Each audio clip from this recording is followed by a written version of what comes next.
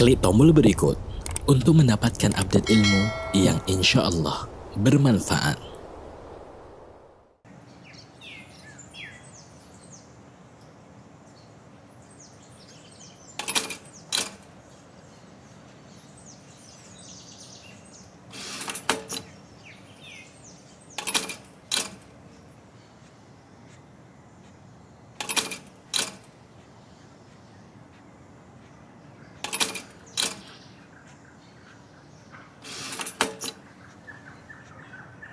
Samase, it's different. Bismillahirrahmanirrahim.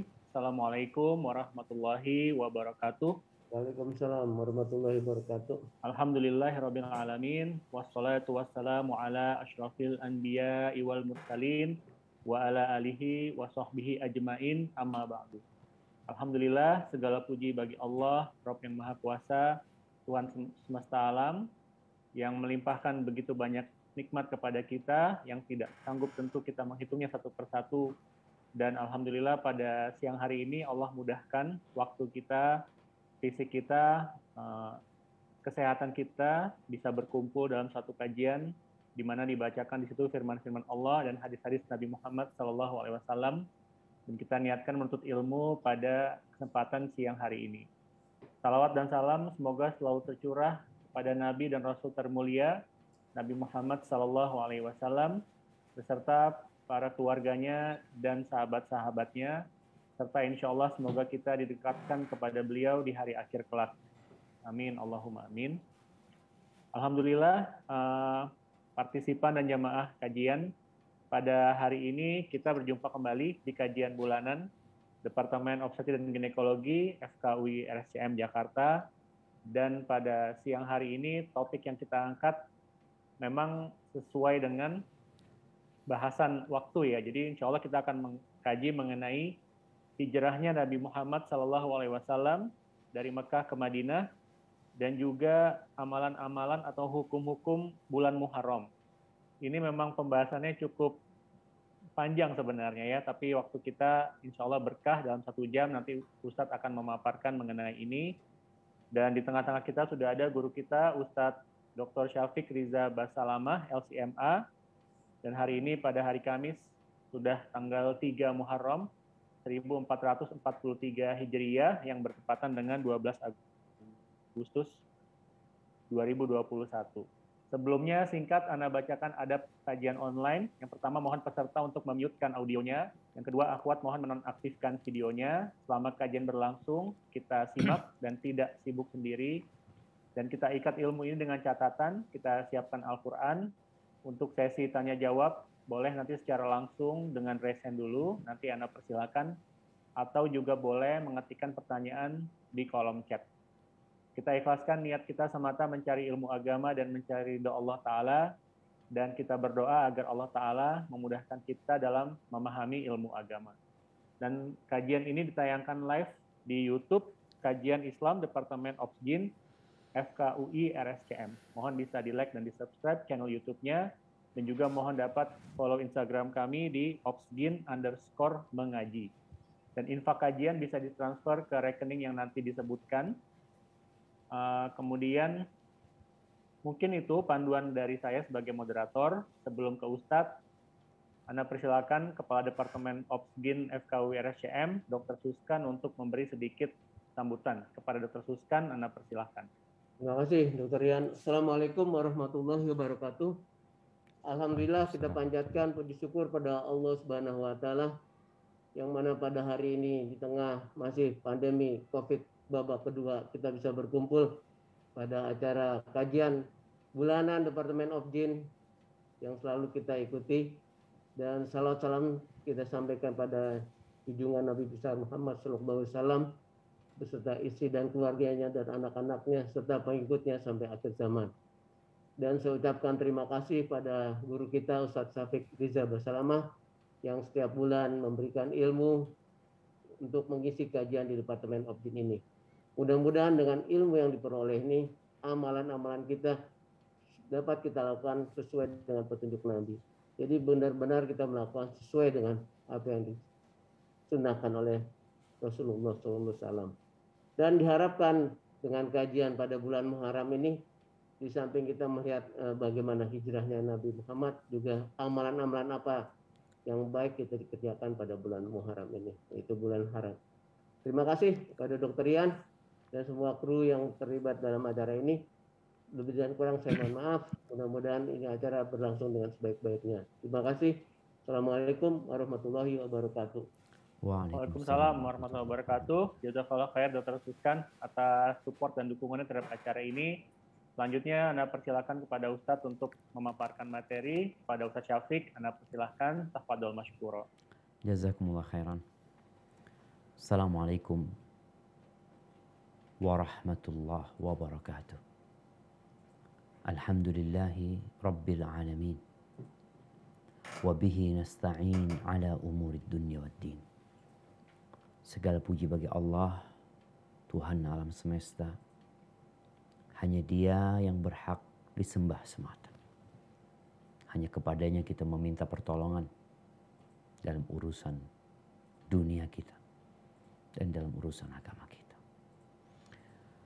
Wassalatu wassalamu ala sayyidil mursalin wa imamil muttaqin sayyidina wa maulana Muhammadin wa ala alihi wa ashabihi ajma'in. Salat dan salam semoga senantiasa tercurahkan untuk penghulunya utusan Allah, untuk pemimpinnya orang-orang yang bertakwa, baginda Nabi kita Muhammad alaihi salatu wassalam, keluarga beliau, para sahabat beliau dan orang-orang yang mencintai beliau. Amma ba'd, jamaah rahimakumullah, khususnya yang berada di Departemen Objin, 1456 tahun yang lalu. 1456 tahun yang lalu. Di salah satu gunung di kota Mekah. Yang dikenal dengan Gunung Hira. Di dalam gua yang ada di puncak gunung sana, ada seorang hamba yang didekap dengan sangat kerasnya oleh makhluk asing. Dan makhluk itu mengatakan Iqra. Setelah didekap, kemudian dilepaskan, disuruh baca. Maka hamba ini mengatakan, Ma ana biqari. Aku gak bisa baca. Kemudian didekap ulang. Hatta balagha minnil jahd. Sampai kelelahan aku. Dekapannya itu membuat beliau jadi capek. Kemudian dilepaskan. Diperintahkan untuk membaca Iqra. Tapi sang hamba memang tidak pernah belajar membaca dan menulis. Hamba ini hidup dari keluarga yang miskin. Hidup mengembalakan kambing. Di tengah-tengah memang tidak ada sekolahan. Kalaupun ada, hanya bentuk sekolah privat yang dimiliki oleh orang-orang yang berduit dan kaya. Yang ketiga kali didekap kembali, lalu dilepaskan. Dan makhluk itu mengatakan, Iqra bismi rabbikal ladzi khalaq. Khalaqal insana min 'alaq. Iqra wa rabbukal akram. Alladzi 'allama bil qalam 'allamal insana ma lam ya'lam. Hamba ini adalah Nabi kita Muhammad alaihi salatu wassalam. Beliau tidak tahu dengan apa yang terjadi sebenarnya. Maka beliau turun dari gua Hira itu menuju ke rumahnya dalam kondisi khawatir, ketakutan. Sesampai di rumahnya beliau mengatakan, Zammiluni, zammiluni, selimuti aku, selimuti aku. Sang istri Khadijah radhiyallahu ta'ala anha menyelimuti suaminya. Dan kita lihat bagaimana istri yang solehah ini. Dia tidak bertanya tentang apa yang terjadi. Tapi dia konsentrasi bagaimana suaminya tenang. Setelah tenang, baru Rasulullah SAW bercerita. Bukan diminta cerita. Bukan istri memaksa suaminya bercerita, tapi sang suami kemudian menceritakan apa yang terjadi. Takut Nabi SAW yang turun kepada beliau adalah makhluk yang jahat. Maka kata Khadijah radhiyallahu taala anha, kalla la yukhzikallahu abada. Enggak. Sekali-kali tidak mungkin Allah menghinakan. Jin itu turunnya kepada dukun-dukun, paranormal. Enggak mungkin Allah akan menghinakan engkau. Innaka la tasilur rahim. Mulai Khadijah menyebutkan satu persatu kebaikan suaminya. Seorang yang pandai menyambung rahim, berbagi dengan orang, memberikan pekerjaan kepada orang, memuliakan tamu, menegakkan kebenaran. Gak mungkin. Akhirnya sang istri membawa suaminya agar lebih tenang suaminya. Sang istri gak tahu tentang apa yang terjadi, tapi dalam benaknya sang istri gak mungkin suaminya dihinakan dengan didatengin oleh jin yang akan menjadikan beliau dukun atau penyihir nanti. Maka dibawalah oleh sang istri untuk menjumpai kerabatnya, Waraqah bin Naufal, sepupunya Khadijah radhiyallahu taala anha. Sesampainya di rumahnya, Waraqah, sang istri tidak menyuruh suaminya bercerita. Ini kita lihat ya bagaimana adab yang mulia dari seorang istri kepada suaminya.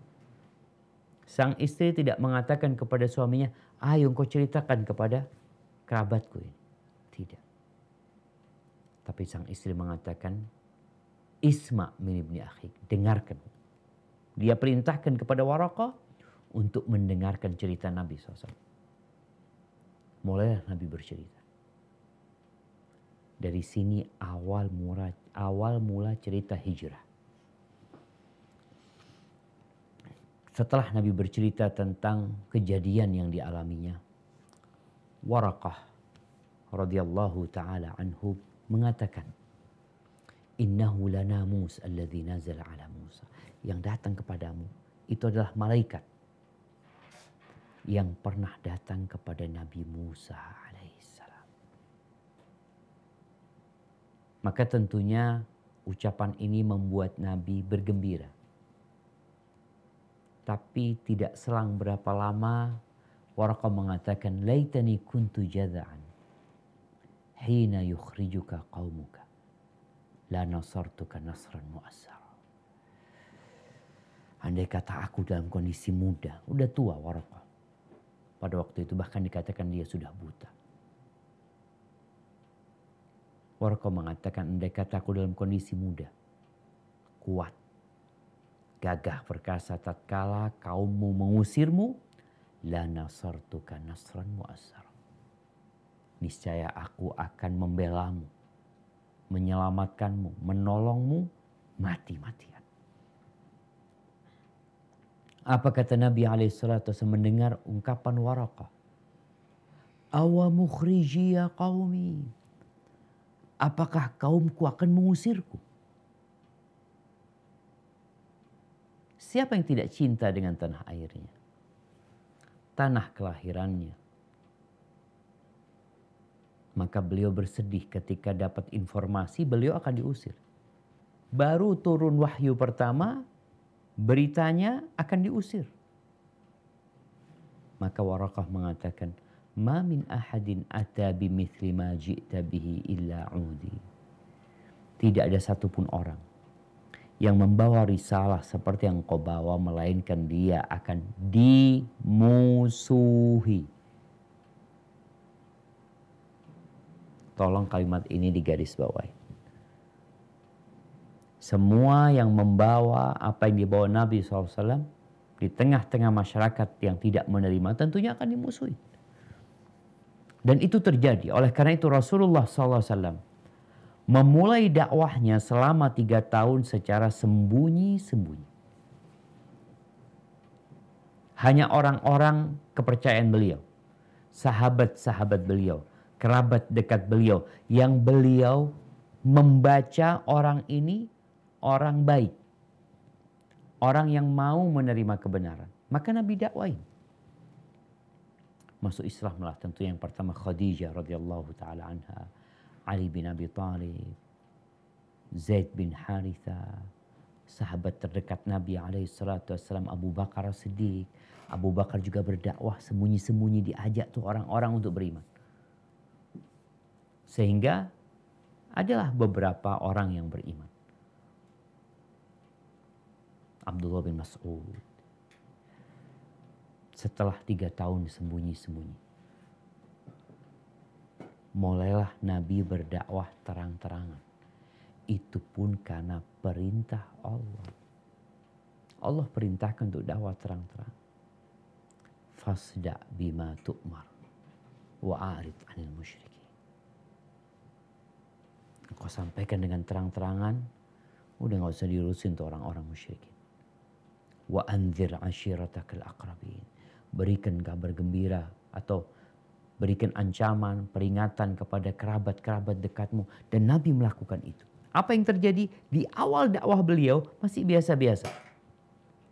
Karena dalam pandangan orang musyrikin dakwahnya ini seperti dakwah orang-orang sebelumnya. Pernah ada orang-orang yang mengajak kepada tauhid. Pernah ada yang mengajak orang-orang musyrikin agar mereka tidak melakukan tindakan-tindakan bodoh. Tapi kemudian mereka hilang mati, selesai. Yang mereka lihat dari dakwah Nabi SAW, semakin hari semakin banyak yang ikut. Karena beliau Nabi. Maka mulailah orang-orang menyakiti. Khususnya orang-orang yang masuk Islam dari kalangan orang-orang lemah. Seperti Buddha. Mereka yang tidak memiliki kabilah di kota Mekah yang akan melindunginya. Maka mereka akan menjadi pusat serangan, siksaan dan penindasan orang musyrik. Kita tahu cerita Bilal bin Rabah.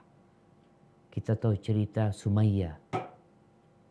Dan hal itu membuat para sahabat akhirnya berdoa minta sama Nabi SAW. Mereka memohon kepada Nabi agar berdoa memohon kepada Allah. Mereka udah gak tahan gitu. Disiksa. Sampai mati Sumayyah. Maka Nabi SAW menenangkan para sahabat. Mengatakan kepada mereka, kalian tahu umat-umat sebelum kalian. Sebagian di antara mereka itu ditanam di bumi. Kepalanya masih di atas. Kemudian digergaji. Sampai kepalanya terbelah. Dan itu tidak membuat dia keluar dari agamanya. Ada lagi yang disisir. Dengan sisir dari besi. Sehingga yang namanya daging, otot, urat itu terpisah dari tulang. Wa ma yaruddu dzalika an dini. Dan hal itu tidak membuat mereka berpaling dari agama mereka. Wa la yutimmannallahu hadzal amr. Dan urusan agama ini akan Allah sempurnakan. Sehingga akan ada orang yang berjalan dari Son'a ke Hadramut. Perempuan berangkat dari Son'a ke Hadramut. Dia tidak takut kecuali kepada Allah. Dan kepada serigala terhadap domba-domba. Menunjukkan kondisi yang aman sentosa. Tapi bukan sekarang gitu. Dan subhanallah apa yang disabdakan Nabi SAW betul. Islam sampai ke Indonesia. Dulu di kota Mekah mereka disiksa, ditindas, disakiti. Tapi memang tambah hari. Siksaan itu tambah jadi. Rasulullah SAW pun juga tidak selamat dari siksaan orang-orang musyrikin. Awalnya para sahabat hijrah ke Habasyah. Belum ke Madinah. Mereka sudah meninggalkan kota Mekah ke Ethiopia sana. Di sana mereka gak bertahan lama, mereka rindu. Dengan berita orang Mekah masuk Islam mereka balik, ternyata beritanya hoax. Akhirnya sebagian masuk kota Mekah, sebagian balik lagi ke Habasyah. Setelah meninggalnya paman Nabi SAW yang menjadi pembela Rasul SAW, juga meninggalnya Khadijah radhiyallahu taala anha, mulai orang-orang musyrikin mereka menyakiti Nabi SAW, menyekik Rasul SAW. Dan akhirnya mereka membuat makar. Di surat Al-Anfal ayat 30. Allah menceritakan tentang makar mereka. Sebelum kita baca, ini proses hijrah. Hijrahnya Nabi SAW itu bermula dari dakwah yang Nabi sampaikan dan beliau tidak pernah putus asa. Beliau pernah dakwah ke Taif. Lemparin batu berdarah-darah beliau. Balik ke kota Mekah. Setiap datang musim haji beliau manfaatkan. Untuk bertemu dengan kabilah-kabilah yang ada. Menawarkan diri beliau. Bawa aku ke kampung kalian. Karena di sini udah gak terima tuh orang-orang musyrikin. Sebagian mereka merespon dengan baik. Sebagian mereka dengan kasar ya. Sampai kejadian tahun ke-11 takdir. Bertemu dengan 6 orang. Atau tahun ke-10 hal itu terjadi. Bertemu dengan 6 orang dari kalangan Ansar yang mereka sedang mencukur di Aqabah sana. Tahallul mereka. Didakwain sama Nabi SAW. Mereka masuk Islam. Hanya 6 orang. Beliau tidak meremehkan jumlah itu. Tahun depannya datang 12 orang. Kemudian Rasulullah SAW mengutus Mus'ab bin Umair untuk mengajar di sana. Di kota Madinah. Dan ketika siap, maka sebagian para sahabat meninggalkan kota Makkah. Menuju ke kota Madinah. Bagaimana dengan Rasul SAW? Beliau belum hijrah. Beliau nunggu izin dari Allah Azza wa Jalla. Dan karena kondisi orang-orang musyrikin udah semakin menjadi, Allah sebutkan di surat Al-Anfal ayat 30. Nah, silahkan dibaca.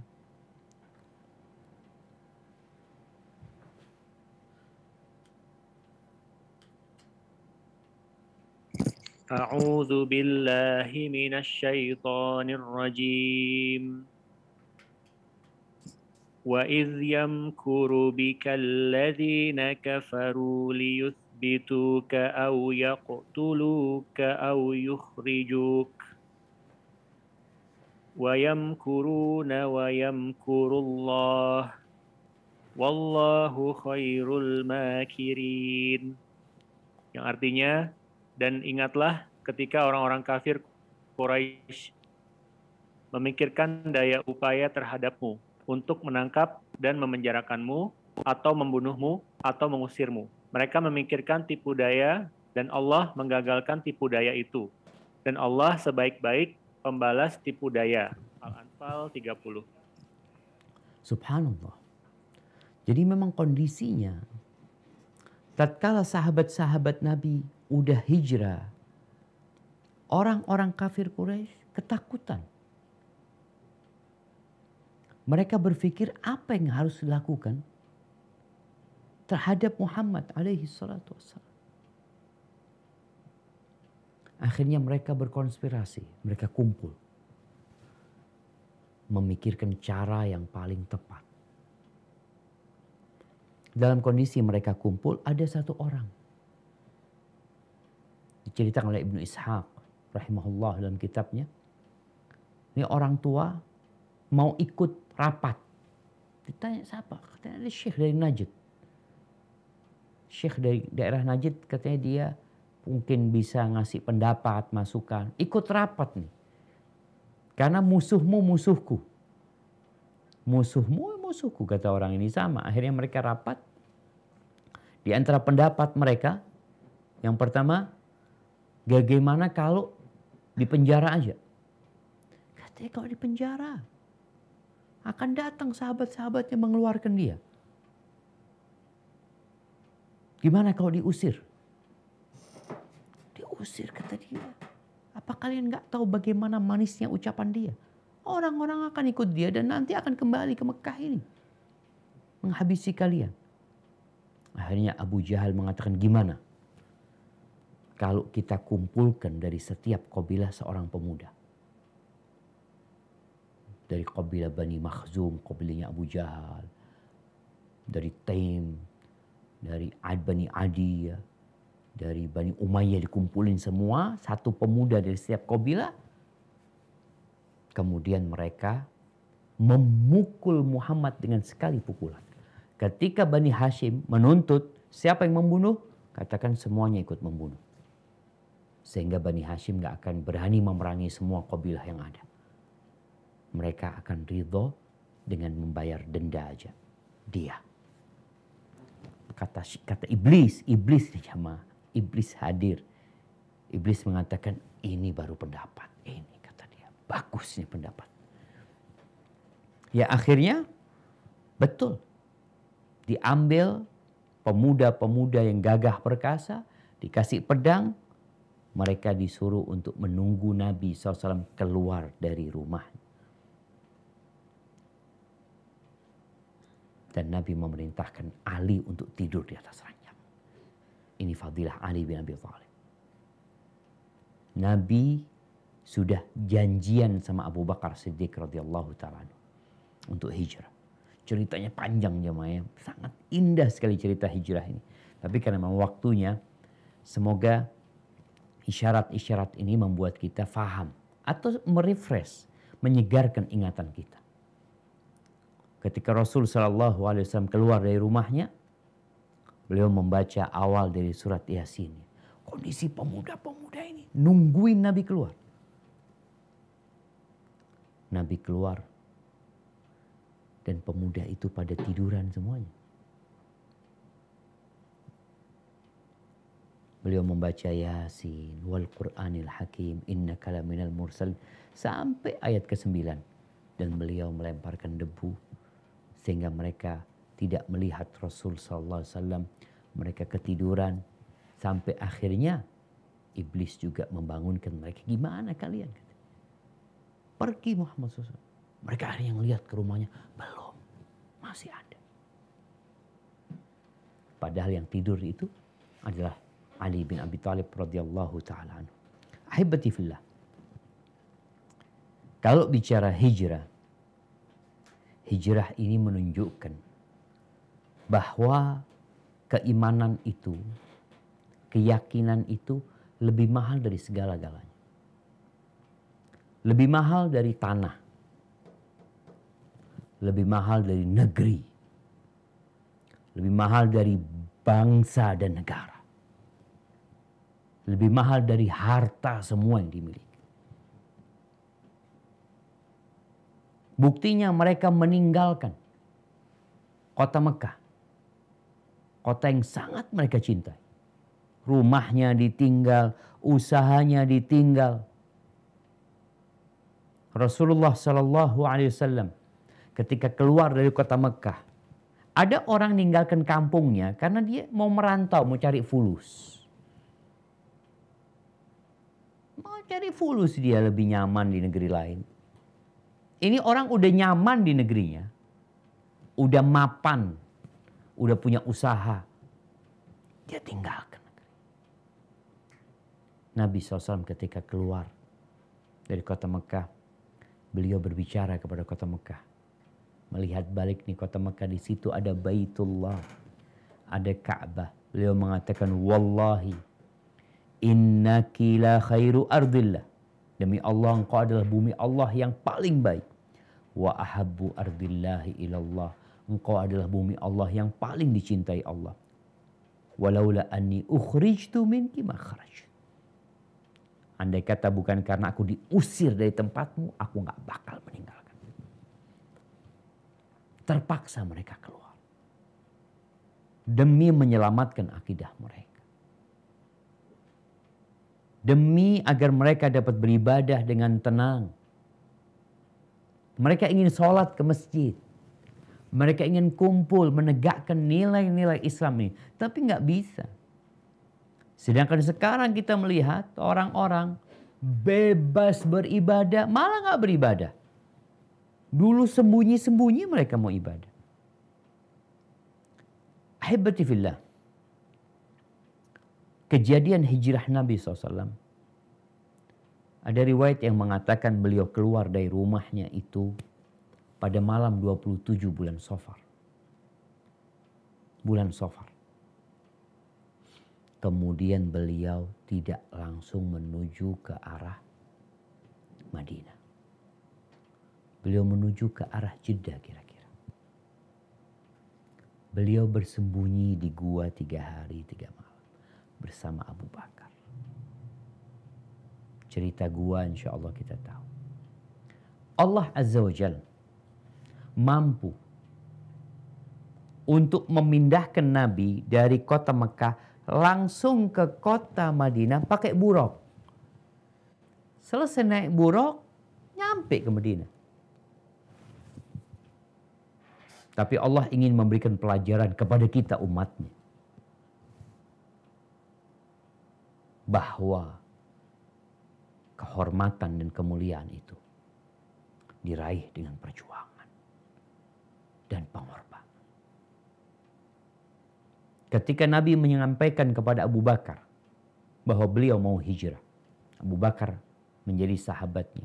Abu Bakar mengatakan, "Ya Rasulullah, aku sudah siapkan 2 ekor onta yang aku kasih makan dari sumar, dari makanan yang bagus lah, sehingga kuat itu ontanya. Satu mau dikasihkan hadiah buat Nabi SAW." Apa kata Nabi SAW? "Bisaman. Aku mau tapi bayar. Aku beli. Gratis enggak." Subhanallah. Kenapa? Beliau ingin pahala hijrahnya full beliau dapat. Kendaraannya beliau, bekalnya beliau, semuanya. Beliau ingin semuanya seperti itu. Maka beliau bersembunyi di dalam gua di Jabal Thur. Gua Thur ini tidak seperti keumuman gua. Keumuman gua itu kan pintunya di depan kita gitu. Kita masuk seperti itu. Jabal Thur ini di bawah aja. Cerita tentang adanya burung dara, cerita laba-laba, ya disebutkan di beberapa buku sejarah, tapi cerita itu dhaif. Yang ada, setelah berita hilangnya Nabi SAW dari rumah, orang-orang musyrikin bikin sayembara yang dapat mendatangkan Nabi SAW hidup atau mati 100 ekor onta. Maka pencari jejak itu ternyata sampai ke depan mulut gua ini. Mereka berdiri. Guanya kan di bawah, bukan di depan sana. Sampai Abu Bakar radhiyallahu ta'ala anhu, ketika mereka berdiri di depan mulut guanya di bawah, Abu Bakar mengatakan, "Ya Rasulullah, lau anna ahadahum nadhara ila mawdi'i qadamayhi la absaran." Wahai Rasulullah, alaika salatu wassalam ya Rasulullah, andai kata salah seorang di antara mereka melihat kepada tempat kakinya, di mana mulut gua di situ, mereka akan melihat kita. Akan kelihatan. Karena letaknya di bawah. Jadi seperti lubang guanya itu, ke bawah. Maka Nabi SAW mengatakan, "Ya Abu Bakar, ma dhannuka bithnain, Allahu thalithuhuma." Wahai Abu Bakar,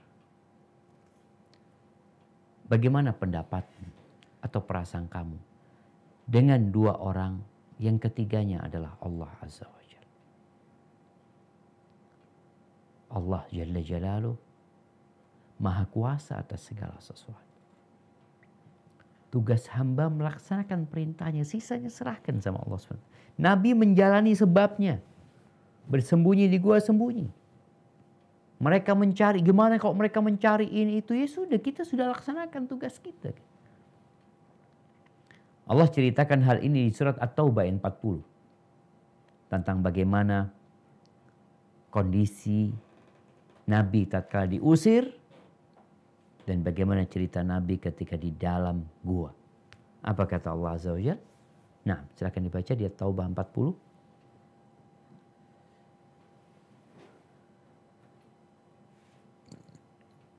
A'udzu billahi minasyaitonir rajim. Illa tansuruhu faqad nasarahu Allahu idh akhrajahu alladhina kafaru thaniyasnaini idh huma إذ هما في الغار إذ يقول لصاحبه لا تحزن إن الله معنا فأنزل الله سكينته عليه وأيده بجنود لم تروها وجعل كلمة الذين كفروا السفلى وكلمة الله هي العليا والله عزيز حكيم. Yang artinya, jikalau kamu tidak menolongnya, Muhammad, maka sesungguhnya Allah telah menolongnya, yaitu ketika orang-orang kafir, musyrikin Mekah, mengeluarkannya dari Mekah, sedang dia salah seorang dari dua orang ketika keduanya berada di dalam gua. Di waktu dia berkata kepada temannya, janganlah kamu berduka cita, sesungguhnya Allah beserta kita. Maka Allah menurunkan ketenangannya kepada Muhammad dan membantunya dengan tentara yang kamu tidak melihatnya. Dan Allah menjadikan seruan orang-orang kafir itulah yang rendah. Dan kalimat Allah itulah yang tinggi. Allah Maha Perkasa, lagi Maha Bijaksana. At-Taubah 40. Barakallahu fikum. Subhanallah jemaah. Ini cerita Allah. Allah yang menolong. Jadi dalam kehidupan ini kita jalanin sebabnya. Sisanya serahkan sama Allah Azza wa Jalla. Setelah 3 hari di dalam gua. Ada cerita Ashabul Kahfi. Mereka juga di dalam gua. Ini pun Nabi pernah tidur di dalam gua. Beliau manusia yang paling indah, yang paling dicintai Allah. Tidur di dalam gua. Setelah 3 hari 3 malam, datang Abdullah bin Uraiqid. Dia orang kafir, jemaah. Yang diupah untuk menjadi penunjuk jalan. Tapi dia orang profesional, dia dibayar, dia berangkat antarkan Nabi SAW. Perjalanan itu panjang. Banyak kisah dalam perjalanan bagaimana dikejar-kejar oleh orang musyrikin, oleh Suraqah bin Malik. Bagaimana Nabi nanti berhenti di sebuah tenda, tendanya Ummu Ma'bad. Ummu Ma'bad ini hadis Ummu Ma'bad ini hadis yang paling lengkap tentang sifatnya Nabi SAW. Ketika datang Nabi SAW, tanya ada minuman. Katanya Ummu Ma'bad nggak ada. Artinya musim ini musim kering kata dia. Ada tinggal kambing-kambing yang tua-tua yang udah nggak keluar susunya. Nabi minta izin, boleh diperas. Oh fadhal. Ummu Ma'bad itu diliatin terus orang ini. Diperas itu yang namanya susunya kambing itu yang awalnya kempes, tahu-tahu berisi susunya. Kemudian diperas Nabi minum SAW, sisanya diberikan kepada Ummu Ma'bad. Ketika udah pergi Nabi SAW, suaminya Abu Ma'bad datang. Kata dia, kok ada susu dari mana? Kata dia. Tadi ada orang disebutnya Mubarak. Orang yang penuh dengan berkah. Kata dia. Akhirnya kata suaminya, Sifi, coba engkau gambarkan orangnya kayak apa. Ceritakan kayak gini, alisnya kayak gini, bibirnya kayak gini, tingginya kayak gini, jenggotnya kayak gini, rambutnya kayak ceritakan semua. Setelah cerita, suaminya mengatakan, Dzaka talabu Quraisy. Itu target orang-orang Quraisy. Itu yang dicari oleh orang-orang Quraisy. Akhirnya nanti Ummu Ma'bad masuk Islam. Radhiyallahu ta'ala anha. Sesampainya di kota Madinah. Sejak berita hijrahnya Nabi, orang-orang Madinah itu sudah mempertimbangkan, oh insya Allah perjalanan itu 6 hari 7 hari. Naik onta itu 6-7 hari udah nyampe. Sehingga setelah itu mereka menungguin Nabi. Setiap pagi ditunggu. Kenapa kok setiap pagi mereka nunggu? Ketika panas mereka pulang. Karena biasanya musafir pada masa itu jalannya malam hari. Malam dia jalan. Kalau sudah panas mereka istirahat gitu loh. Maka biasanya mereka masuk kota itu di pagi hari. Ditungguin ya. Sejak umpamanya tanggal 27 Safar, 27, 28, 29, 30, 1, 2, 3. Mungkin sejak tanggal 4 Rabiul Awal ditunggu-tunggu. Tanggal 4 nggak datang, tanggal 5 nggak datang, tanggal 6 juga nggak ada, tanggal 7, tanggal 8, 9, 10, 11, tanggal 12 Rabiul Awal. Mereka pagi udah nungguin kedatangan Nabi SAW. Akhirnya udah panas nggak ada yang datang, pulang mereka. Salah seorang dari kalangan Yahudi disebutkan sedang di atas benteng mereka. Dari kejauhan dilihat kayaknya ada orang datang gitu. Bayangan dari jauh itu. Dia teriak cuma mengatakan, "Ya lal Arab," kata orang-orang Arab nih yang kalian tunggu, kata dia. Keluar tuh orang-orang Madinah jamaah. Di situ ada riwayat bagaimana mereka membaca atau bernasyid tala'al badru alaina min thaniyatil wada' ya. Walaupun sebagian ulama mendhaifkan nasyid tersebut, tapi yang jelas mereka bergembira sekali dengan kedatangan Nabi SAW. Sampai yang namanya anak kecil-kecil tuh, dan mereka mengatakan Allah Akbar Muhammad Rasulullah, katanya Rasulullah datang, mereka gembira semuanya. Bagaimana cerita Anas bin Malik, kota Madinah itu jadi terang benderang dengan datangnya Rasulullah SAW. Jadi hijrah ini jamaah merubah wajah dunia. Makanya kita tuh harus bangga dengan kalender hijriah. Karena berubahnya dunia ini dengan hijrahnya Nabi SAW. Iya, tentunya dengan Al-Quranul Karim, wahyu yang diturunkan kepada beliau. Tapi selama 13 tahun, Islam gak berkembang di Mekah. Setelah hijrah, berganti tempat, ternyata di sinilah berkembangnya Islam. Dan ini juga untuk membuktikan bahwasanya Islam ini tidak tersebar dengan pedang. Mana pedang yang dihunuskan selama 13 tahun? Sampai ke kota Madinah. Apakah penduduk Madinah itu masuk Islam karena dipaksa masuk Islam? Mereka membuka tangannya lebar-lebar menyambut Rasulullah SAW. Tidak dengan pedang sama sekali. Itulah Islam. Dan bagaimana setelah itu Islam balik ke kota Mekah. Ahibati fillah, amalan apa yang pertama dikerjakan sama Nabi SAW? Yang pertama beliau bangun masjid. Masjid Quba. Itu yang pertama dibangun.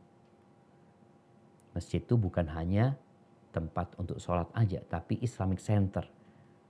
Kemudian setelah itu bangun Masjid Nabawi. Bukan bangun rumahnya SAW. Masjid Nabawi yang dibangun. Setelah itu baru rumahnya. Kemudian Nabi mempersaudarakan orang-orang muhajirin ini yang meninggalkan kota Mekah. Gak punya rumah. Mereka juga mungkin gak punya kerabat di sana. Akhirnya dipersaudarakan. Bukan yang kaya sama yang miskin. Yang miskin sama yang kaya. Enggak.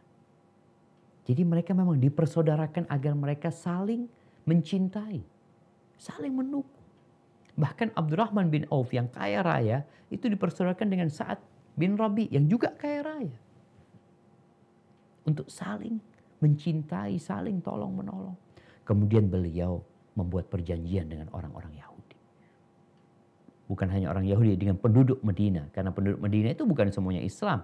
Ada orang musyrikin, kemudian ada orang-orang Yahudi. Seakan-akan Nabi meninggalkan kota Mekah. Datang ke kota Madinah. Dengan perencanaan yang udah matang. Tentang apa yang mau dikerjakan. Bukan mencari rizki. Banyak orang hijrah, ya mereka lebih nyaman hidupnya. Sedangkan ini ketika hijrah lebih susah hidupnya secara ekonomi. Tapi banyak pelajaran di sana jamaah, sekali lagi diantaranya orang yang hijrah itu ya memang harus mengorbankan dunia dia. Dan ketahuilah keyakinan itu di atas segala-galanya. Kalau kita mati kita nggak akan ditanya engkau dari mana? Dari Arab, dari Malaysia, dari Saudi, dari Indonesia. Kau akan ditanya man rabbuk, siapa Rabbmu? apa agamamu, dan siapa nabimu alaihi salatu wassalam. Ahibati fillah, karena kita udah masuk bulan Muharram nih, kita tanggal 3. Allah berfirman di surat At-Taubah ayat 36. Apa kata Allah? Nah,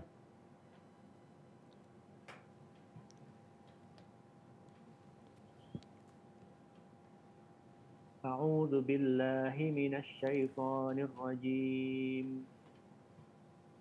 Inna iddatash syuhuri 'indallahi 12 syahran fi kitabillah yawma khalaqas samawati wal arda minha arba'atun hurum. ذلك الدين القيم فلا تظلموا فيهن أنفسكم وقاتلوا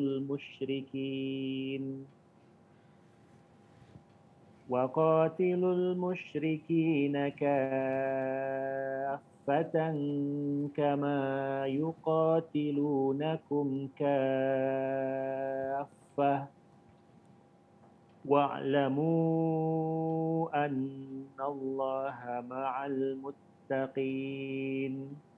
Yang artinya, sesungguhnya bilangan bulan pada sisi Allah ialah 12 bulan.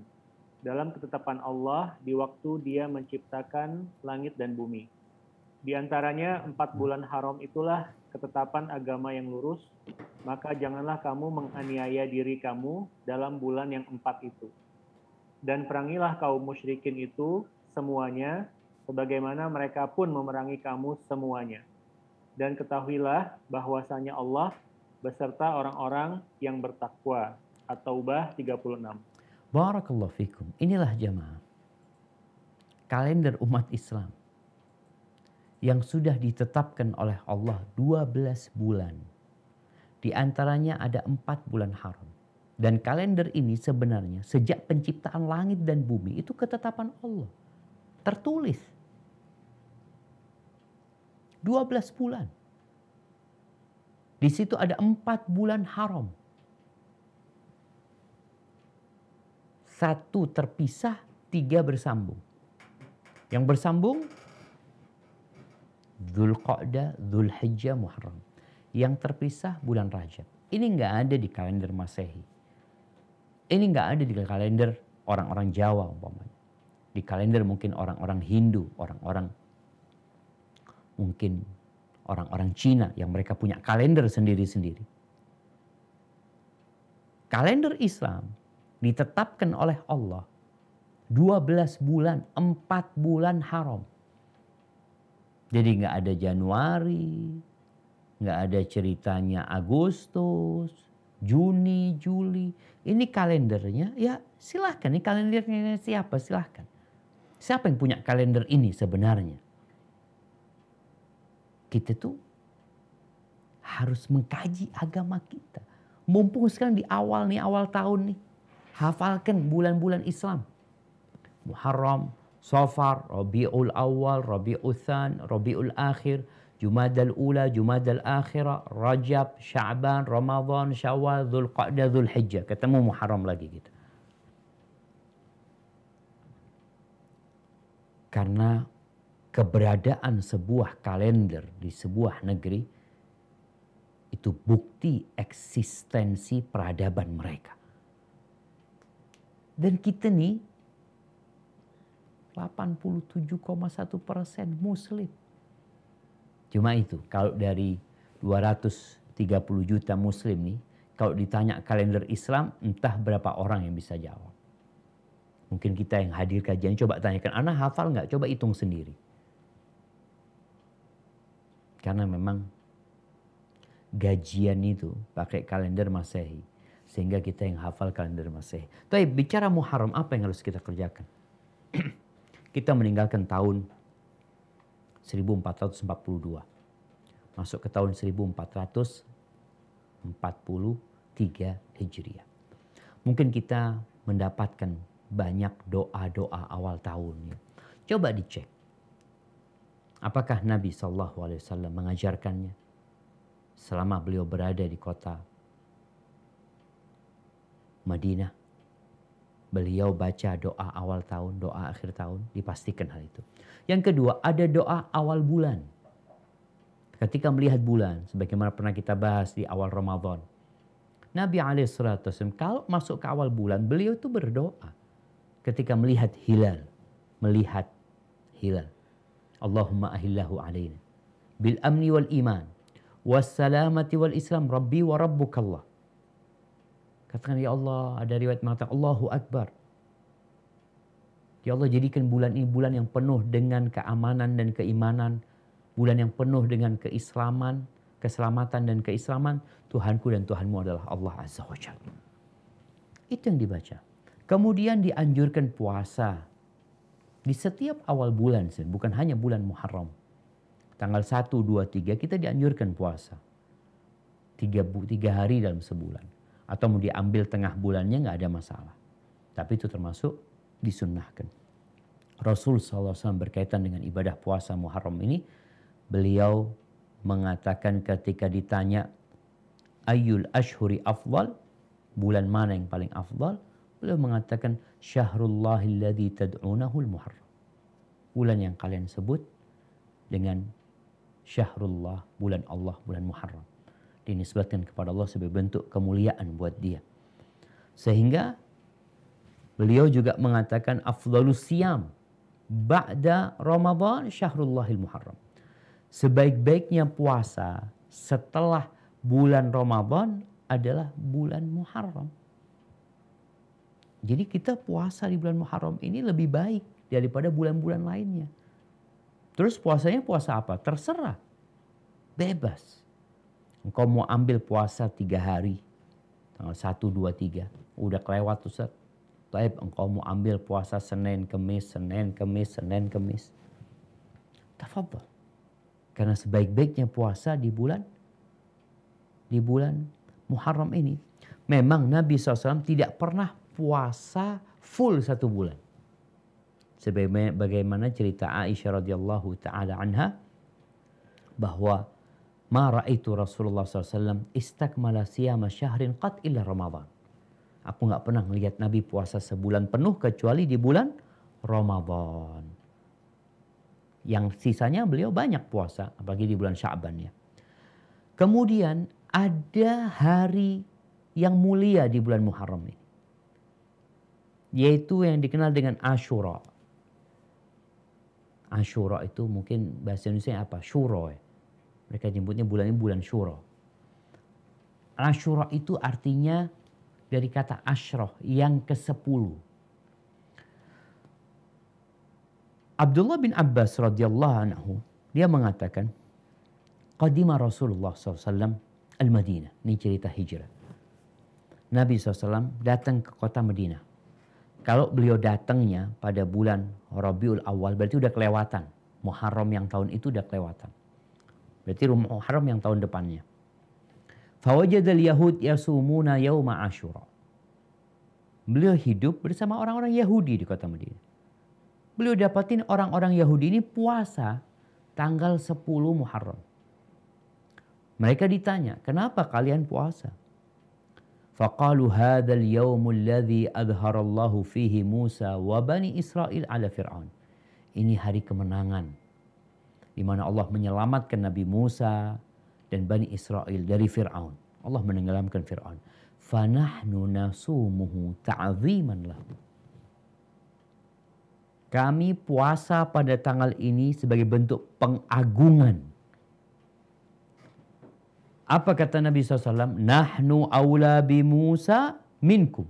Fa'amara bisiyami. Beliau mengatakan kami lebih pantas dengan Nabi Musa daripada kalian yang telah menyimpang dari ajaran Nabi Musa alaihissalam. Maka kemudian beliau berpuasa dan beliau memerintahkan orang-orang untuk berpuasa. Jadi ahibati fillah, ini puasa Ashura. Ada riwayat yang mengatakan bahwasanya di awal sebelum Ramadan diwajibkan. Ramadan itu diwajibkan di tahun kedua. Ketika perang Badar tuh. Jadi ketika diwajibkan puasa Ramadan, maka Nabi tidak mewajibkan lagi puasa Asyura. Beliau membebaskan yang mau puasa tafadhal, yang nggak mau puasa tafadhal. Namun sebelum beliau meninggal dunia. Jadi pada subhanallah jemaah ya. Nabi masuk kota Madinah itu tanggal 12 Rabiul Awal. Beliau meninggal pada tanggal 12 Rabiul Awal. Di hari Senin. Ketika tahun ke-11 udah lewat nih. Puasa Muharram udah lewat. Beliau alaihissalam mengatakan, فَإِذَا كَانَ الْعَامُ الْمُقْبِلِ InsyaAllah sumnat tasi. Kalau kita hidup sampai tahun depan, kita akan puasa tanggal 9-nya. Jadi tanggal 9 sama tanggal 10. Ini di antara hikmahnya untuk menyelisihin orang-orang Yahudi. Orang Yahudi cuma puasa 1 hari. Kita kalau biasa puasa sehari sebelumnya. Adapun keutamaannya, dapat apa orang yang puasa Asyura? Pertama, kita mengenang Nabi Musa alaihissalam ya. Gimana tanggal itu, malam harinya Nabi Musa dikejar-kejar oleh Fir'aun. Ketika pagi hari, Nabi Musa sudah sampai ke pantai. Tapi tidak ada perahu yang dapat mengantarkan mereka. Menoleh ke belakang, ternyata Fir'aun udah nyampe juga. Cerita itu terjadi tanggal 10 Muharram. Dan yang berpuasa pada hari itu, sebagaimana dalam hadis yang sahih, Nabi SAW mengatakan, "Ahtasibu 'ala Allah an yukaffira as-sanatal madiyah." Aku berharap Allah mengampuni dosa tahun lalu. Hadis rawahu Muslim. Baik jemaah. Ternyata di Asyura ini ada banyak kegiatan selain puasa. Ketahuilah yang sahih, yang disepakati oleh semua ulama adalah berpuasa. Orang-orang Syiah, Rafidah, pada hari itu juga hari kematian Husain. Tapi kita tahu setelah meninggalnya Nabi SAW, selesai syariat itu. Wahyu itu terputus. Artinya kita hanya melanjutkan apa yang dikerjakan Nabi SAW. Meninggal cucunya Nabi pada tanggal 10 Asyura. InsyaAllah di tahun 60 Hijriah. Husain terbunuh di Karbala. Taib. Orang-orang Syiah akhirnya nggak puasa di hari ini. Mereka menjadikan hari itu hari meratapi. Kalau kita lihat mungkin di YouTube ya, mereka sambil berdarah-darah ya. Kemudian mereka bikin parade atau apalah. Jadi hari itu hari kesedihan buat mereka. Sedangkan Nabi, hari itu menjadi hari kebahagiaan. Karena Nabi Musa diselamatkan dari Fir'aun. Tapi hari itu buat orang Syiah hari yang kesedihan. Ada yang lainnya menjadikan hari itu hari untuk berpesta. Berdasarkan hadis, memang ada hadis ya maaf, yang berbunyi, man wassa'a ala ahli yawma Asyura wassa'allah alaihi sa'ira sanati. Barang siapa yang meluaskan nafkah buat keluarganya pada hari Asyura ini, maka Allah akan meluaskan bagi dia sepanjang tahun. Ada juga yang menjadikan hari itu harinya idnya, hari rayanya anak-anak yatim umpamanya. Tapi kebanyakan hadis-hadis ini dhaif. Walaupun sebagian ulama mengamalkan hal itu. Maka yang terpenting, keluar dari khilaf para ulama. Jangan lupa untuk puasa. Karena itulah yang sahih. Kalau bisa puasa, jangan hanya tanggal 10. Ya, engkau mau puasa 10 hari di bulan Muharram. Engkau mau puasa 20 hari. Engkau mau puasa Daud, tafadhal. Yang jangan sampai terlewat tanggal 10. Kalau kemarin di bulan Dzulhijjah ada tanggal 9, yaitu hari Arafah. Itu fadilahnya menghapuskan dosa 2 tahun. Nih, menghapuskan dosa 1 tahun. Usahakan puasa sebelumnya atau sesudahnya. Yang penting jangan sampai kita menyamain orang-orang Yahudi. Jadi orang Yahudi sampai sekarang yang taat tuh puasa tanggal 10 Asyura. Hadza wallahu a'lam bishawab. Itu yang dapat Ana sampaikan, kurang lebihnya mohon maaf. Ana kembalikan ke Dr. Rian sebagai moderator. Jazakumullah khair. Barakallahu fiik, jazakallahu khair Ustaz Syafiq atas ilmu, atas waktunya. Kita sudah membahas secara singkat ya peristiwa hijrah Nabi dan para sahabat dari kota Makkah ke kota Madinah, alasan-alasannya, hikmah-hikmahnya, dan keyakinan itu harganya di atas segala-galanya. Ya. Kemudian yang kedua, kita juga sedikit membahas mengenai amalan-amalan bulan Muharram, yaitu doa di awal bulan, kemudian memperbanyak puasa Asyura di tanggal 10 Muharram, dan puasa di 9 Muharram. Baik Ustadz, ini pertanyaan sudah cukup banyak di kolom chat, tapi Ana persilakan dulu untuk yang ingin bertanya langsung kepada penanya Salma. Kepada Salma dipersilakan.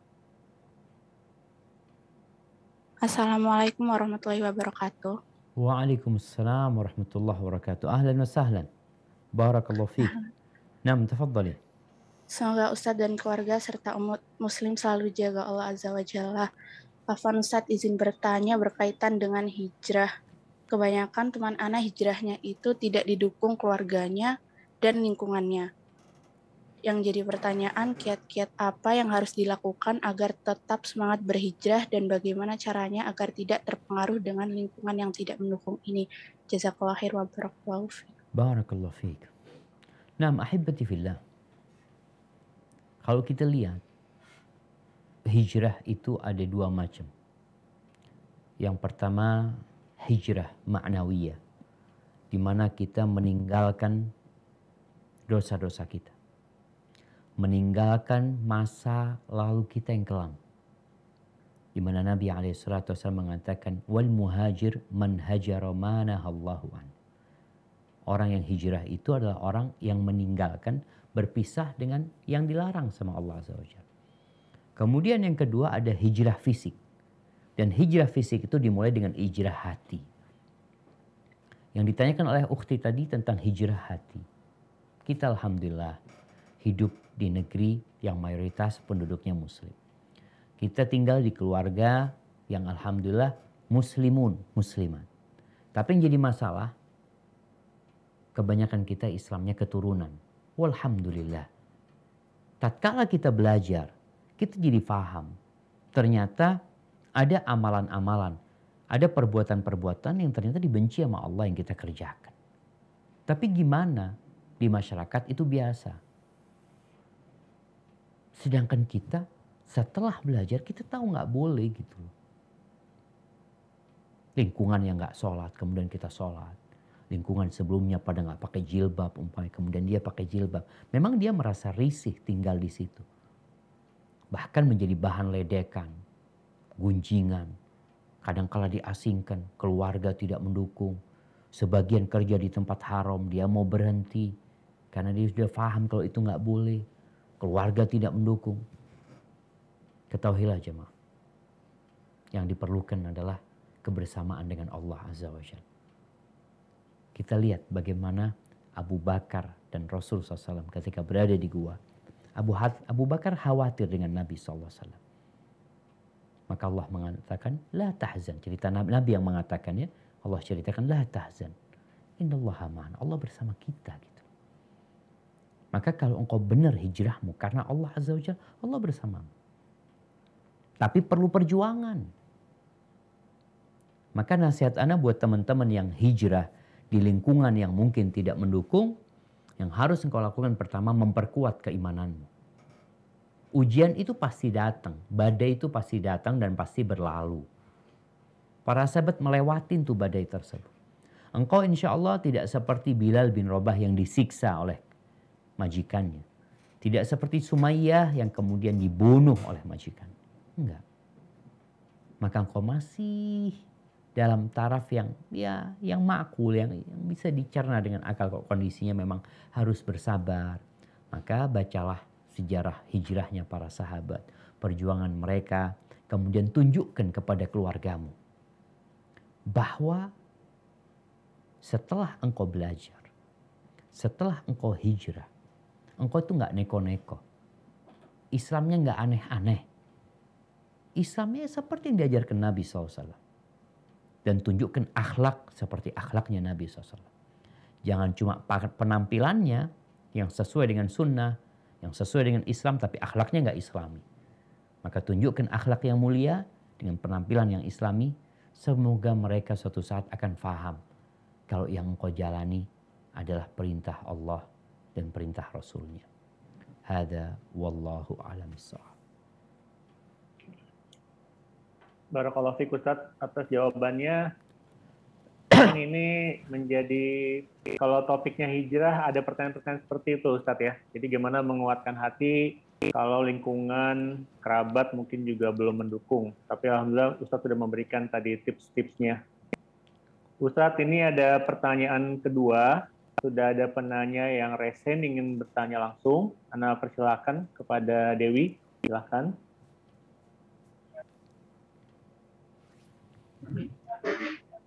Assalamualaikum warahmatullahi wabarakatuh. Ustadz, izin bertanya. Waalaikumsalam warahmatullahi wabarakatuh. Barakallahu fiik. Na'am, tafadhali. Wabarakatuh.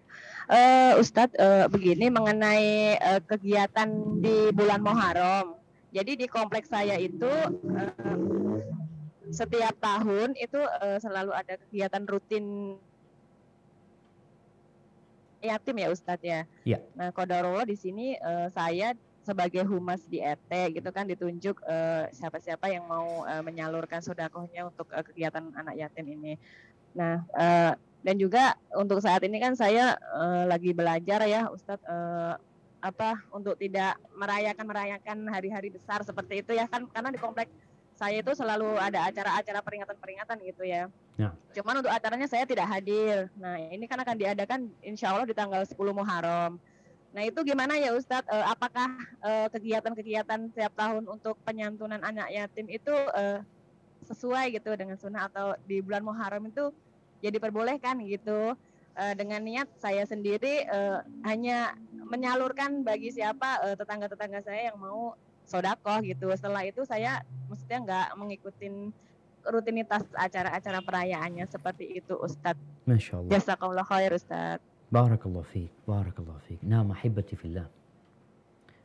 Nabi itu peduli banget sama anak yatim. Beliau pernah yatim. Sehingga beliau ketika berbicara tentang kondisi anak yatim, itu bukan karena cerita, tapi karena pengalaman. Allah bahkan mengatakan, wa wajadaka yatiman fa'awa. Kau dulu yatim. Kemudian bagaimana Allah menjadikan ada yang merawatmu, ada yang memeliharamu. Jadi kepedulian Nabi dengan anak yatim itu besar sekali. Sehingga kita harus peduli sama anak yatim. Beliau mengatakan, ana wa kafilul yatim kahatain. Aku bersama orang yang merawat anak yatim seperti ini. Dekatnya dia sama Nabi SAW. Namun bukan berarti akhirnya ada hari anak yatim. Kepedulian Nabi umpamanya dengan ibu, perintah berbakti sama ibu. Itu juga tidak membuat ada hari ibu. Oh, kita kan harus peduli sama ibu. Karena di dalam agama kita, amalan dan aktivitas kita itu sesuatu yang berkesinambungan, bukan perayaan. Perayaan hari ibu selesai, tidak. Islam itu terus berbakti sama ibu. Terus berbuat baik kepada anak yatim. Bukan diperingati kemudian ditinggalkan lah. Tapi memang diamalkan. Kalau ingin mengingatkan orang berbuat baik kepada anak yatim ya dengan ceramah, khutbah Jumat, ini dan itu. Dianjurkan mereka. Apakah ada hari sodakoh? Selalu disuruh sodakoh kita sama Nabi SAW. Jadi memang Islam ini agama yang beramal. Bukan hanya diperingati kemudian selesai. Maka nasihat anak, ibu perlu sampaikan kepada ya tadi orang-orang masyarakat bagaimana tanggal 10 Muharram kita puasa. Karena Nabi puasa. Ini yang perlu digencarkan, difahamkan kepada umat. Setelah itu bicara mau berbagi dengan anak yatim, silahkan berbagi. Mau tiap bulan, bikin acaranya tiap bulan. Kita tiap bulan kumpulin duit, kita bantu anak yatim. Karena kalau setahun sekali, gimana sepanjang tahun dia? Hanya tanggal 10 Muharram kita kasih dia. Maka bagaimana bikin program sama mereka, kita tiap bulan berbagi dengan anak-anak yang kumpulin hal itu. Dimulai dengan bulan Muharram nggak apa-apa, ini awal tahun Hijriah, sampaikan kepada teman-teman ya di sana bagaimana kita punya program berbagi dengan anak yatim sepanjang tahun, bukan setahun sekali. Dengan cara ini akhirnya tidak jadi peringatan, tapi memang program untuk membantu. Bukan memperingati Asyura kita ingat sama anak yatim, setelah itu enggak. Memang ada hadis-hadis yang berkaitan dengan menjadikan hari Asyura itu hari Idul Aitam, idnya anak-anak yatim. Tapi hadis-hadis itu dhaif, yang sahih Nabi puasa. Nabi puasa. Adapun kita berbagi sama orang-orang, silakan mau tanggal 10 Muharram, mau tanggal 9-nya, mau tanggal 11-nya. Tapi yang jelas, jangan sampai kita menjadikan hari itu hari peringatan aja. Setelah itu selesai gitu. Hadza wallahu a'lam bissawab. Barakallahu fiik Ustaz atas jawabannya kepada ibu yang bertanya. Insya Allah tadi sudah jelas penjelasan Ustadz. Ini sebelum ke pertanyaan langsung berikutnya, Ana bacakan chat dulu ya Ustadz. Karena di chat juga udah dari awal keluar pertanyaan. Ada pertanyaan pertama Ustadz. Bismillah, afwan izin bertanya Ustadz terkait hijrah karena agama. Saya ringkas pertanyaannya Ustadz. Jadi beliau bertanya, memang kita dianjurkan hijrah ke tempat yang kita lebih leluasa dalam beribadah. Tidak ada ketakutan di tempat seperti itu, kita dianjurkan datang ke sana. Nah, beliau terketuk melihat kondisi negara-negara, mungkin negara-negara kafir, yang mungkin informasi mengenai agamanya itu sulit dan tidak masuk kepada masyarakatnya, begitu Ustadz. Dan mungkin orang-orang di sana juga sulit untuk hijrah ke negeri lain. Nah, ini beliau bertanya bagaimana hisab mereka di yaumil akhir kelak nanti. Demikian pertanyaan Ustadz. Jazakallah khair. Barakallahu fikum. Nah, mahibati fillah. Hijrah ini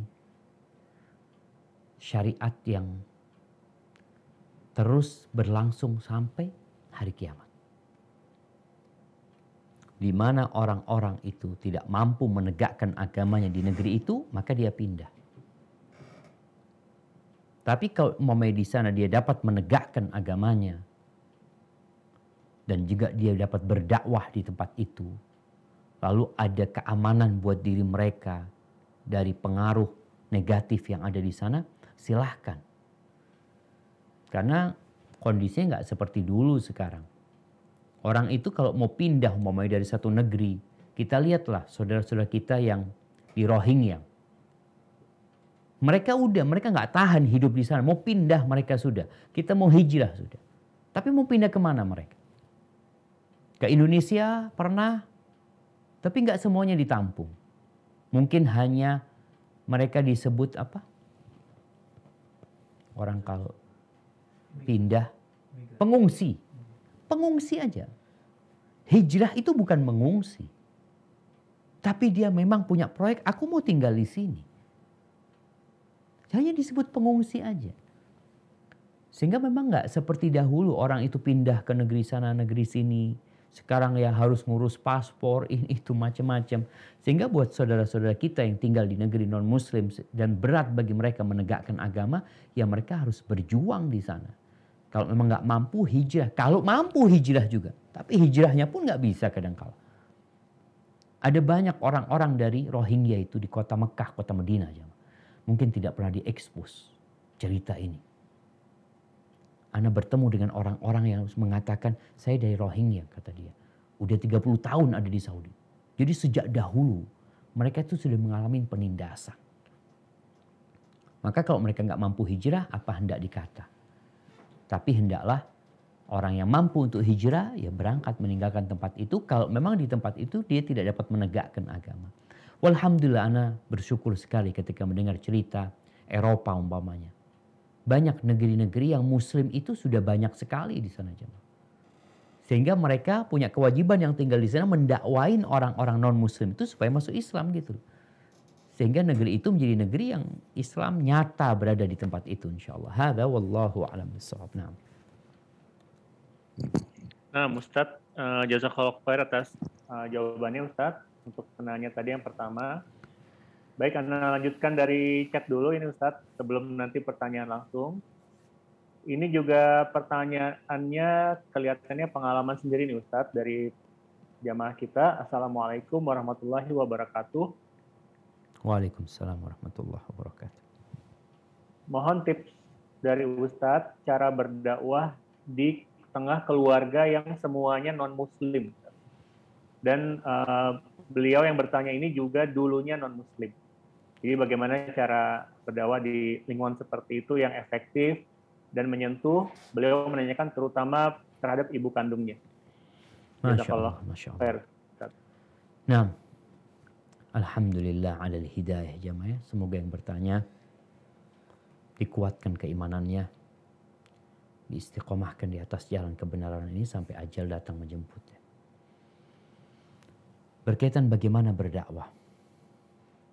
Iya. Orang-orang di sekitar kita ini yang non-muslim, imma dia sudah pernah dengar tentang Islam, atau dia memang nggak pernah peduli dengan Islam ini.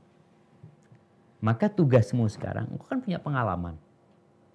Bagaimana pengalamanmu tentang berpindah agama dan apa yang mendorongmu, bagaimana engkau belajar. Mungkin itu yang perlu ditransfer ke orang tua, khususnya ibu. Sampaikan kepada ibu terlebih dahulu adalah tentang kebenaran Nabi Muhammad SAW. Muhammad itu Nabi loh. Ceritakan tentang beliau ya. Sekarang orang apa yang nggak dilihat? Mereka nonton film ini, semuanya film-film bohong mereka tonton. Cerita-cerita hoak semua mereka ikutin. Maka engkau datang cerita tentang Nabi Muhammad SAW. Ceritakan kenapa engkau pindah agama. Ada apa dengan agama yang lama? Selain engkau perlu berdoa memohon kepada Allah Azza wa Jalla. Agar Allah memberikan hidayah. Karena cerita Abu Hurairah ya, mendakwain ibunya juga nggak mudah. Yang kadang-kala ibunya disebutkan Nasrani ibunya. Ibunya Abu Hurairah ini juga nggak suka sama Nabi SAW. Sampai kadang-kala ngomongnya itu pedes nggak enak. Suatu hari ketika beliau di rumahnya, ibunya ngomong nggak enak tentang Nabi SAW. Akhirnya Abu Hurairah nggak kuat. Maka dia keluar dari rumah menjumpai Nabi SAW. Lalu beliau mengatakan, ya Rasulullah, doakan ibunya Abu Hurairah. Lalu Nabi SAW mengatakan, Allahumma hdi umma Abi Hurairah. Allahumma hdi umma Abi Hurairah. Ya Allah berikan hidayah kepada ibunda Abu Hurairah. Subhanallah, Abu Hurairah pulang ke rumahnya, mau masuk rumah sama ibunya nggak boleh masuk dulu. Ternyata ibunya lagi mandi. Bayangin ya, rumah dulu itu nggak kayak sekarang, ada kamar mandinya, ada ini, semuanya macam-macam. Rumah dulu kadang-kala ya sudah buka rumah itu ya sudah semuanya gitu. Maka setelah itu Abu Hurairah diperkenankan masuk dan ibunya mengatakan asyhadu an la ilaha illallah wa asyhadu anna Muhammad Rasulullah. Berikan kepada ibu terjemahan Al-Qur'anul Karim.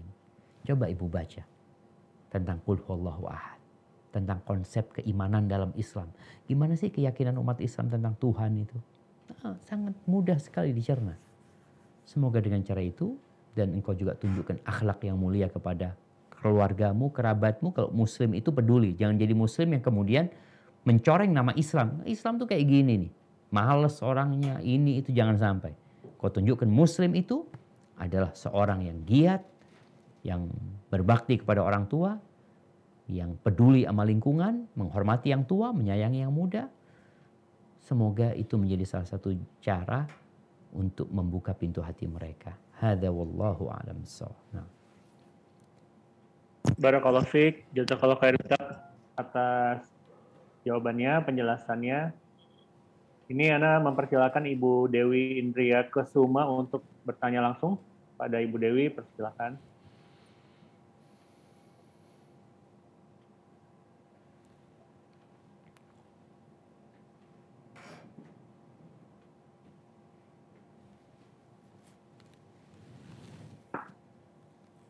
Baik Ustaz, Ana bacakan dari chat dulu ya Ustaz ya. Siap, fadhal. Mungkin setelah ini Ibu Dewi. Jadi ada pertanyaan dari jamaah Ustaz, Dr. Agus. Assalamualaikum warahmatullahi wabarakatuh. Waalaikumsalam warahmatullahi wabarakatuh. Semoga Ustadz dan keluarga dan tim SRB selalu diberikan kesehatan. Izin bertanya Ustadz, masih ada perbedaan persepsi tentang hijrah. Ada yang menganggap masuk agama Islam adalah hijrah. Ada juga yang menganggap berhijrah adalah serius melaksanakan syariat. Kemudian ada juga yang menganggap hijrah adalah melaksanakan sunnah dan mengikuti sunnah salafus soleh. Itu yang disebut dengan hijrah. Nah, ini persepsi mana Ustadz yang sebaiknya kita pahami terkait dengan makna hijrah? Jazakallah khair. Barakallahu fikum. Nah, mahibbati fillah. Jadi asal kata hijrah itu maknanya meninggalkan. Meninggalkan. Jadi kalau tadi diartikan dengan beberapa arti sebenarnya, memang mungkin ada unsur kalimat meninggalkan. Kalau dulu, kalau dikatakan masuk Islam, itu dia meninggalkan kekufuran. Masuk kepada Islam. Dan al-muhajir, orang yang hijrah kata Nabi SAW adalah yang meninggalkan yang dilarang sama Allah Azza wa Jalla. Dikatakan muhajir. Dulu dia melakukan yang dibenci, yang dilarang, lalu dia meninggalkannya menuju kepada yang cintai Allah Azza wa Jalla. Kalau dikatakan tadi mungkin dulu dia melakukan hal-hal yang tidak sesuai dengan sunnah, kemudian dia tinggalkan menuju kepada sunnah Nabi SAW. Mungkin dulu dia agamanya asal-asalan ya, kemudian dia tinggalkan itu menuju kepada Islam yang kafah. Jadi itu semua disebut hijrah sebenarnya. Hanya saja tadi ada hijrah fisik, yaitu kita meninggalkan tempat kemaksiatan tersebut. Kita meninggalkan negeri itu. Maka dikatakan alladzina amanu wa hajaru, orang yang beriman kemudian hijrah. Jadi mereka setelah beriman, konsekuensinya dahulu mereka hijrah. Meninggalkan kota Mekah. Nabi SAW setelah penaklukan kota Mekah, beliau mengatakan la hijrata ba'dal fatah. Enggak ada lagi hijrah setelah penaklukan kota Mekah. Maksudnya enggak ada lagi hijrah fisik dari kota Mekah menuju ke kota Madinah. Karena kota Mekah udah jadi negeri Islam. Maka enggak dikatakan kalau keluar dari Mekah aku hijrah gitu loh. Enggak, engkau dari negeri yang penuh dengan ketaatan di sana udah. Jadi intinya secara bahasa hijrah itu adalah meninggalkan.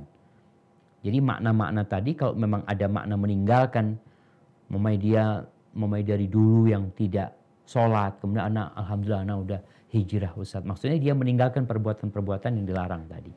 Hadza wallahu a'lam bissawab. Nah, Ustaz barakallahu fiik atas jawabannya. Kepada penanya langsung, mungkin Ibu Dewi Indria Kesuma sudah siap. Tafadhol Ibu.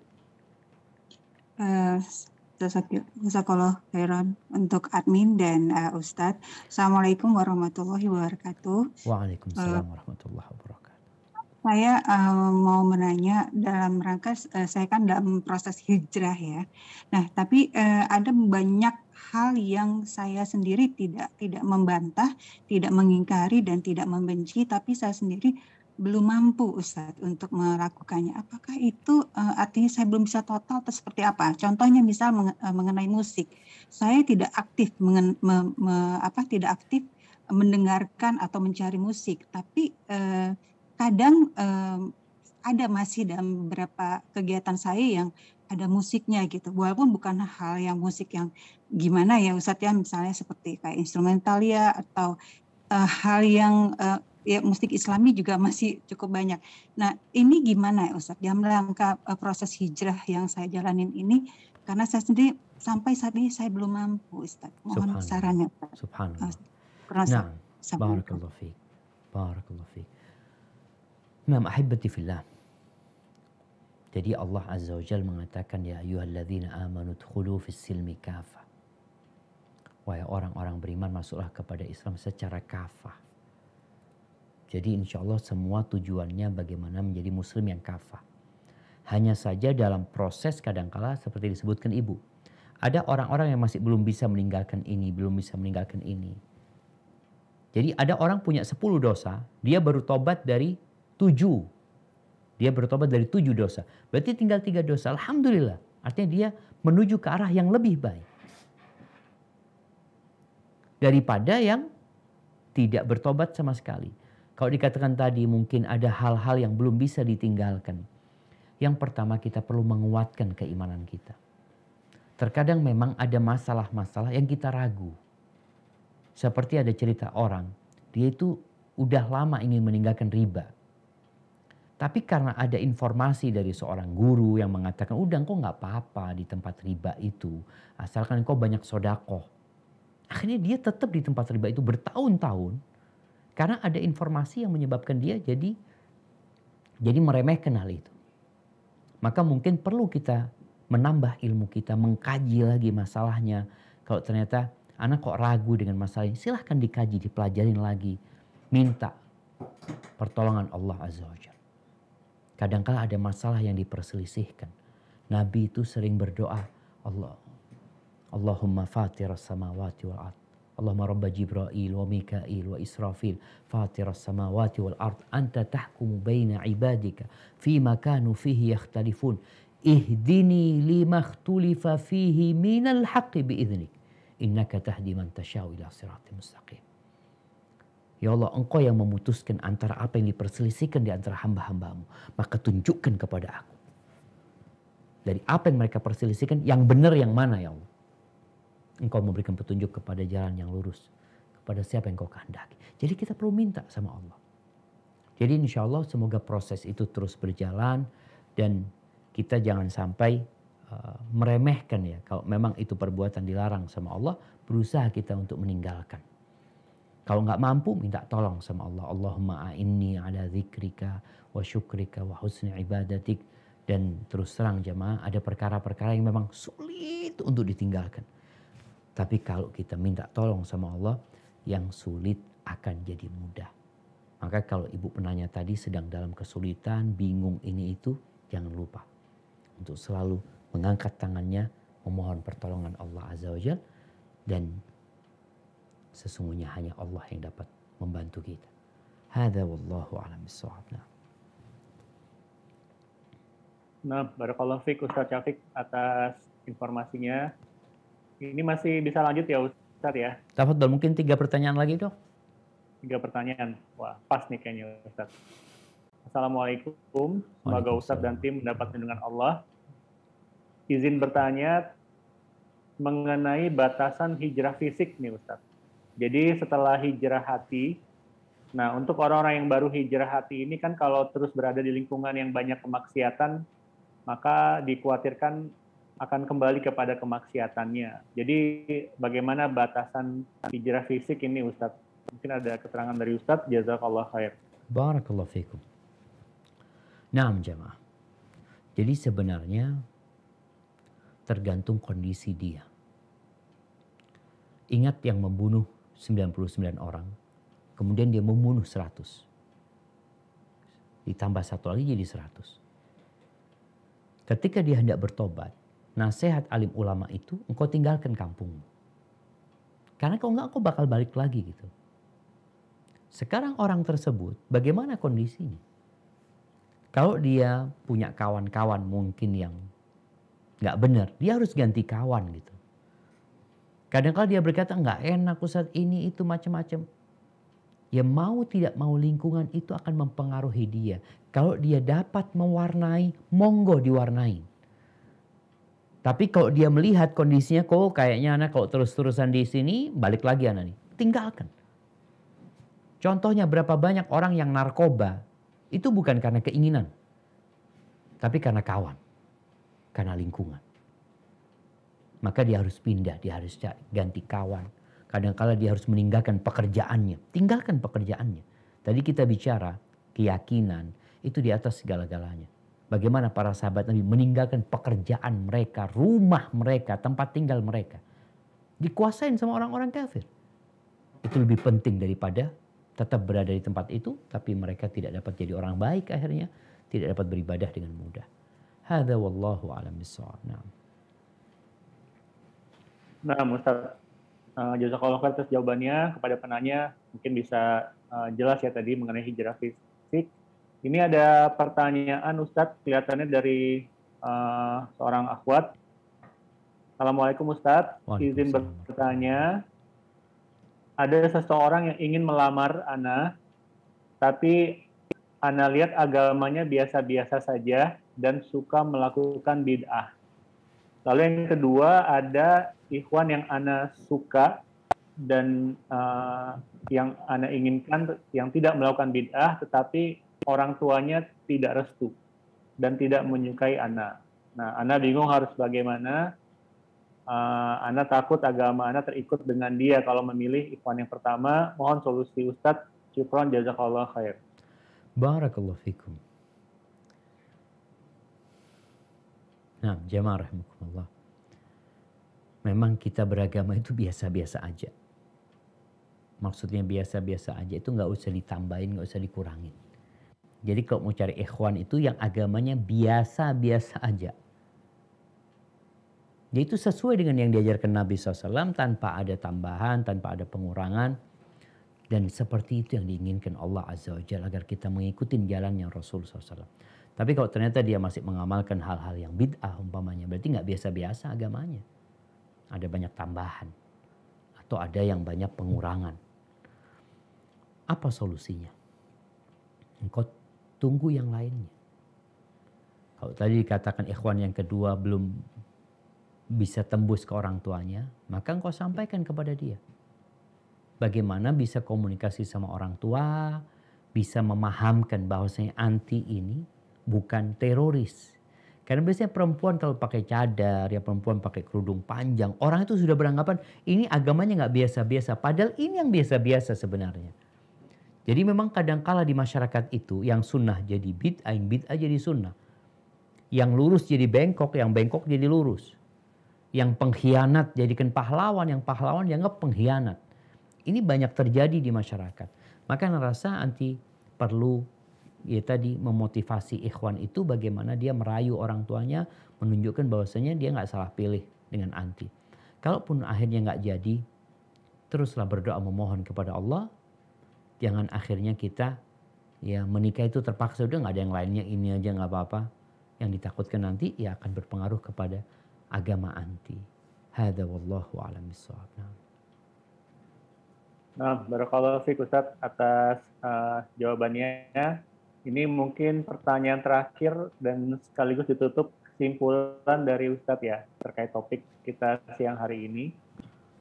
Ini memang di luar topik kelihatan Ustadz, tapi tidak apa, Ana bacakan. Bismillah, saya ingin bertanya, bagaimana dengan orang tua yang penghasilannya haram, lalu ia memberikan makan dan membiayai keluarganya dengan uang haram? Apakah si anak juga ikut berdosa, Ustaz? Karena ia masih tinggal dengan orang tuanya. Jazakallah khair. Barakallahu fiik. Ya, ahibati fillah. Uang haram itu ada dua macam. Ada kondisi yang memang barangnya barang haram. Barang haram itu bisa jadi memang makanan itu haram, babi umpamanya. Atau barang itu milik orang, curian. Dia ngerampok, haram yang hal itu. Buat keluarganya juga haram. Buat siapapun haram. Karena itu memang barangnya milik orang, bukan milik dia. Dia ngambil dengan merampas. Tapi ada yang dia usahanya itu diharamkan. Bagaimana dengan keluarganya? Jadi transaksinya itu ridho dengan ridho. Seperti kalau kita bicara riba. Riba ini ridho sama ridho. Orang engkau nggak apa-apa gitu. Iya. Kadang-kala orang dikasih suap. Dikasih 1 juta ini katanya. Ridho, oh ikhlas kata dia. Tapi tetap haram. Artinya cara mendapatkannya haram. Yang seperti ini menurut sebagian ulama itu nggak ada masalah dimakan oleh keluarganya selama mereka nggak punya penghasilan. Tapi ketika mereka sudah bisa berusaha sendiri, mereka berusaha untuk tidak tetap makan dari orang tuanya. Dan kalau bisa malah dia ngasih orang tuanya supaya orang tuanya meninggalkan yang haram tersebut. Jadi mungkin bisa difahami bahwasanya ada dua kondisi tadi. Barakallahu fiik jamaah, ingat kita berada di awal tahun Hijriah. Nasihat ana, hendaklah kita menghafal kalender umat Islam, berbangga dengan hijrahnya Nabi SAW, ambil pelajaran dari kisah hijrah yang begitu indahnya, bagaimana perjuangan Rasul SAW, dan ini juga akan menambah kecintaan kita kepada Rasul SAW. Kemudian yang terakhir bulan Muharram, ingat ini bulan yang mulia, perbanyak puasa di dalamnya, khususnya tanggal 10 Muharram, dan kalau bisa sebelumnya kita berpuasa. Itu yang dapat Anda sampaikan, kurang lebihnya mohon maaf. Anda kembalikan ke Dr. Rian. Jazakumullah khair. Barakallahu fiik, jazakallah khair Ustadz Syafiq Riza Basalamah atas ilmu, atas waktunya pada siang hari ini.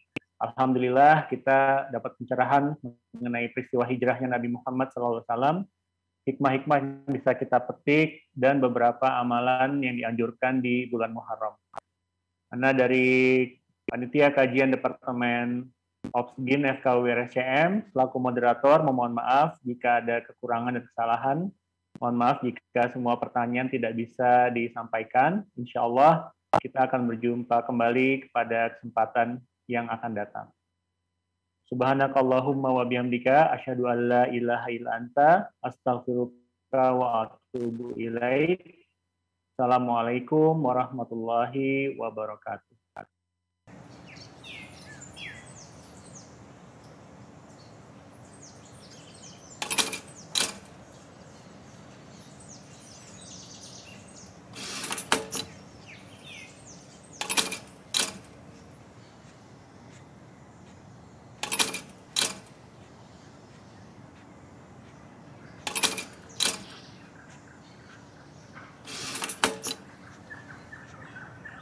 Samase, it's different. Klik tombol berikut untuk mendapatkan update ilmu yang insya Allah bermanfaat.